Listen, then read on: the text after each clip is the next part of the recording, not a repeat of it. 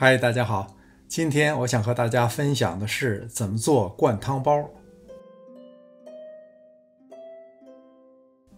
先把1/4茶匙的盐用温水化开，水温大约是170度，重量是160克。温水和出的面团软硬适中，熟了以后口感也好。300克普通中筋面粉加1茶匙油，再把加了盐的温水倒进来。这种水和面的比例和出来的面比较硬，这样即使做很薄的皮，包子也不容易破。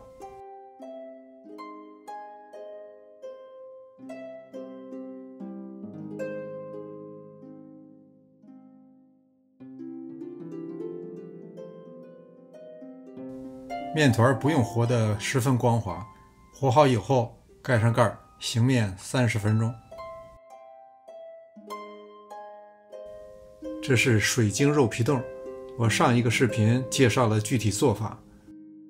需要把它切成小粒，放到猪肉馅里。肉皮冻的重量是350克，猪肉馅也是350克，加入少许胡椒粉、1茶匙盐、2汤匙酱油、1汤匙香油。拌匀，这一步等于是先腌一下猪肉馅儿。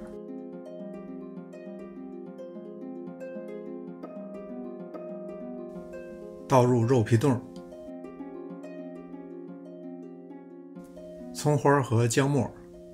肉馅的含水量不同，所以一边拌一边观察。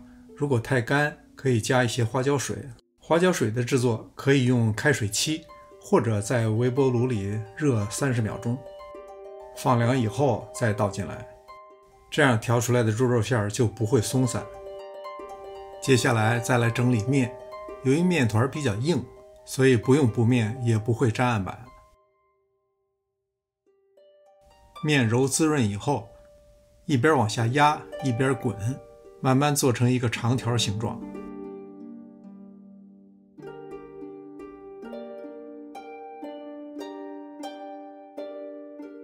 我准备的面和馅儿的量大约是3屉，把面剂子做成均匀的24等份。沏完以后不要都在外边晾着，那样容易干。盖好盖，随用随拿。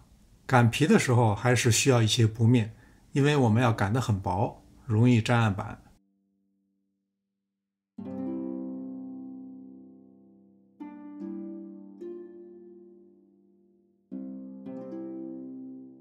别看皮这么薄，最后一个也没有破的。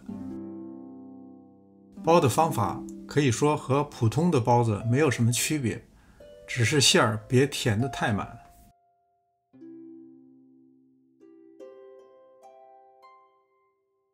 如果面的硬度合适，收口或者是不收口都问题不大，里面的汤不会流出来。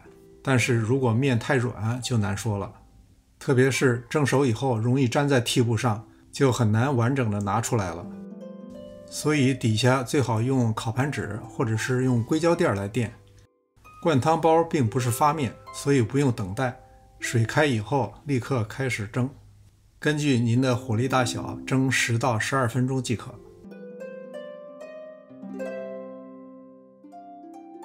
来看看，可爱的灌汤包就蒸好了。看看这种颤颤巍巍的感觉，里边的汤汁清晰可见。如果想文雅的吃这个灌汤包，可以用吸管，但是一定要降温以后再吃。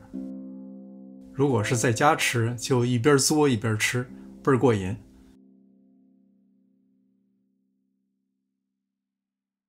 好，感谢您的观看，别忘了点赞订阅。这里是上师厨房，我们下次再见。